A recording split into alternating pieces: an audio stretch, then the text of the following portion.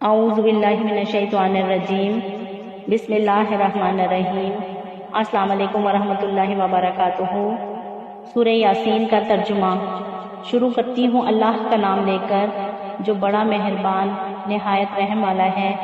یاسین، قسم ہے قرآن کی جو حکمت سے بھرا ہوا ہے۔ اے محمد صلی اللہ علیہ وآلہ وسلم، بے شک تم پیغمبروں میں سے ہو، سیدھے رستے پر ہو۔ یہ قرآن غالب و مہربان کا نازل کیا ہوا ہے تاکہ تم ان لوگوں کو جن کے باپ دادا کو خبر نہیں کیا گیا تھا خبردار کر دو۔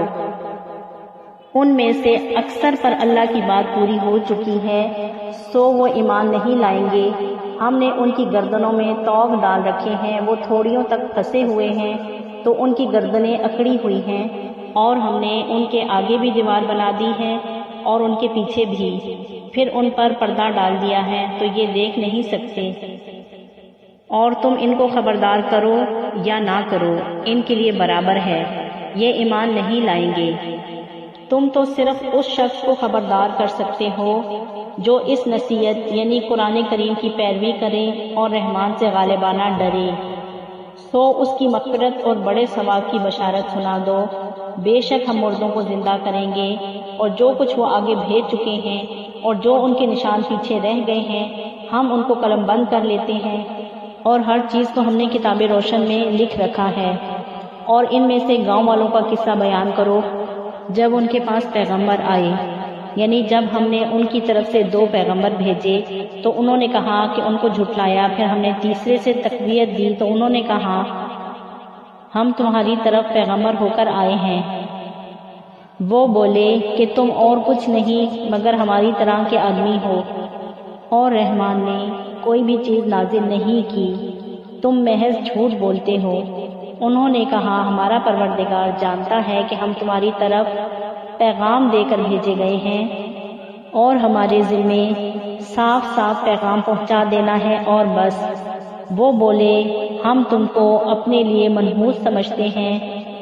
اور اگر تم باز نہ آؤ گے تو ہم تمہیں سنسار کر دیں گے اور تم کو دکھ دینے والا عذاب پہنچے گا۔ انہوں نے کہا تمہاری نحوست تمہارے ساتھ ہے، کیا اس لیے تم کو نصیحت کی گئی؟ نہیں، بلکہ تم ایسے لوگ ہو جو حد سے زیادہ تجاوز کر گئے ہو۔ اور شہر کے پرلے کنارے سے ایک آدمی دوڑتا ہوا آیا اور کہنے لگا اے میری قوم، پیغمبروں کے پیچھے چلو، ایسوں کے جو تم سے صلہ نہیں مانگتے اور وہ سیدھے رستے پر ہیں، اور میں کیوں اس ذات کی پرستش نہ کروں جس نے مجھے پیدا کیا اور اسی کی طرف لوٹ کر جانا ہے؟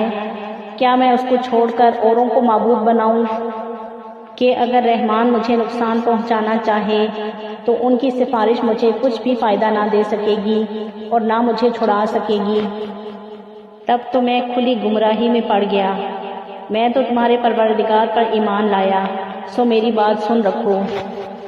بولا کاش میری قوم کو یہ پتہ چل جائے کہ میرے رب نے مجھے بخش دیا اور مجھے عزت والوں میں شامل فرمایا، اور ہم نے اس کے بعد اس کی قوم پر کوئی لشکر نہیں اتارا اور نہ ہم اتارنے والے تھے۔ وہ تو صرف ایک چنگھاڑ تھی، سو وہ اس سے ناگہاں بجھ کر رہ گئے۔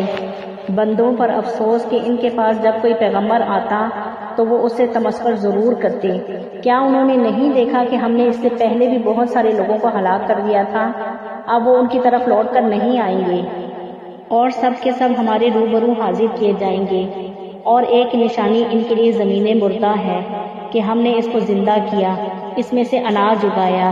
پھر یہ کہ اس میں سے کھاتے ہیں، اور اس میں سے کھجوریں اور انگوروں کے باغ پیدا کیے، ان میں چشمے جاری کیے تاکہ ان باغوں کے پھل کھائیں۔ ان کے ہاتھوں نے ان کو نہیں بنایا، پھر یہ شکر ادا کیوں نہیں کرتے؟ وہ ذات پاک ہے جس نے زمین کی نباتات کے اور خود ان کے جن چیزوں کو ان کی خبر نہیں سب کے جوڑے بنائے، اور ایک نشانی ان کے لیے رات ہے، اس پر سے ہم دن کو کھینچ لیتے ہیں تو اسی وقت ان پر اندھیرا چھا جاتا ہے، اور سورج اپنے مقرر رستے پر چلتا رہتا ہے۔ اس غالب و دانا کا مقرر کیا ہوا اندازہ ہے، اور چاند کی بھی ہم نے منزلیں مقرر کرتی ہیں، یہاں تک کہ گھٹتے گھٹتے کھجور کی پرانی شاخ کی طرح ہو جاتا ہے۔ نہ تو سورج سے یہ ہو سکتا ہے کہ چاند کو جا پکڑے، اور نہ رات ہی دن سے پہلے آ سکتی ہے۔ یہ سب اپنے اپنے مدار میں تیر رہے ہیں، اور ایک نشانی ان کے لیے یہ ہے کہ ہم نے ان کی اولاد کو بھری ہوئی کشتی میں سوار کیا اور ان کے لیے ویسی ہی چیزیں پیدا کی جن پر یہ سوار ہوتے ہیں، اور اگر ہم چاہیں تو ان کو غرق کر دیں، پھر نہ تو ان کا کوئی فریاد رس ہو اور نہ ان کو رہائی ملے، مگر یہ ہماری رحمت اور ایک مدت تک کے فائدے ہیں۔ اور جب ان سے کہا جاتا ہے جو تمہارے آگے اور جو تمہارے پیچھے ہے اس سے ڈرو تاکہ تم پہ رحم کیا جائے، اور ان کے پاس سے ان کے پروردگار کی طرف سے کوئی نشانی نہیں آتی مگر ان سے منہ پھیر لیتے ہیں۔ اور جب ان سے کہا جاتا ہے کہ جو رزق اللہ نے تمہیں دیا ہے اس میں سے خرچ کرو، کافر مومنوں کے متعلق کہتے ہیں بھلا ہم ان لوگوں کو کھانا کھلائیں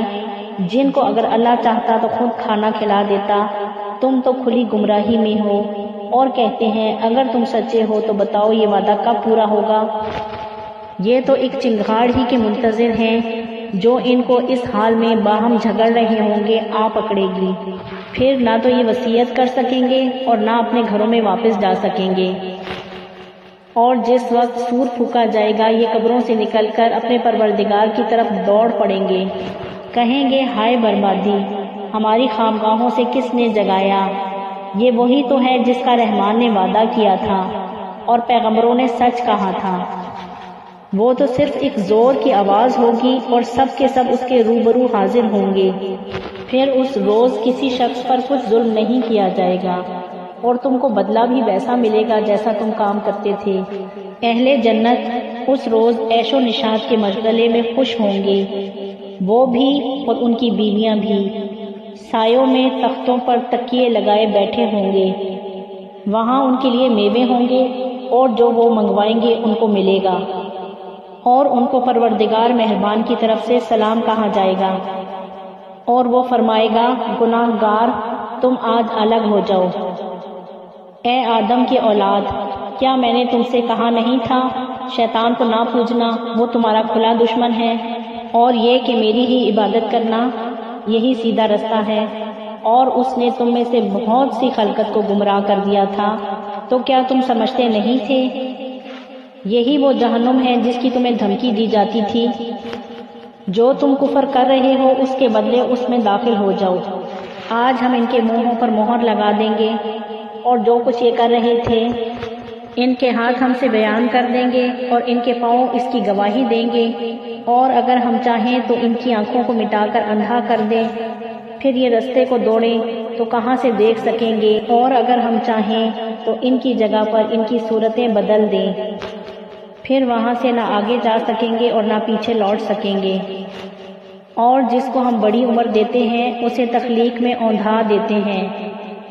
یعنی اسے بچپن کی کمزوری والی حالت کی طرف لوٹا دیتے ہیں، تو کیا یہ سمجھتے نہیں؟ اور ہم نے ان کو یعنی اپنے پیغمبر صلی اللہ علیہ وآلہ وسلم کو شعر گوئی نہیں سکھائی، اور نہ وہ ان کو شایع ہی ہے، یہ تو محض نصیحت ہے اور صاف صاف قرآن ہے، تاکہ اس شخص کو جو زندہ ہو خبردار کرے اور کافروں پر بات پوری ہو جائے۔ کیا انہوں نے نہیں دیکھا جو چیزیں ہم نے اپنے ہاتھوں سے بنائیں، ان میں سے ہم نے ان کے لیے مویشی پیدا کر دیے اور یہ ان کے مالک ہیں، اور ان کو ان کے قابو میں کر دیا، تو کوئی تو ان میں سے ان کی سواری ہے اور کسی کو یہ کھاتے ہیں، اور ان میں سے ان کے لیے فائدے اور پینے کی چیزیں ہیں، تو کیا یہ شکر ادا نہیں کرتے؟ انہوں نے اللہ کے سوا اور معبود بنا لیے کہ شاید ان سے ان کی مدد پہنچے، مگر وہ ان کی مدد کی ہرگز طاقت نہیں رکھتے، اور وہ ان کی فوج بن کر حاضر کیے جائیں گے، تو ان کی باتیں تمہیں غمناک نہ کر دیں۔ یہ جو کچھ چھپاتے ہیں اور جو کچھ ظاہر کرتے ہیں ہمیں سب معلوم ہے۔ کیا انسان نے نہیں دیکھا کہ ہم نے اس کو نطفے سے پیدا کیا، پھر وہ تڑاک پڑاک جھگڑنے لگا اور ہمارے بارے میں مثالیں بیان کرنے لگا اور اپنی پیدائش کو بھول گیا، کہنے لگا جب ہڈیاں بوسیدہ ہو جائیں گی تو ان کو کون زندہ کرے گا؟ کہہ دو کہ ان کو وہ زندہ کرے گا جس نے ان کو پہلی بار پیدا کیا تھا، اور وہ ہر طرح کی تخلیق کو جانتا ہے، وہی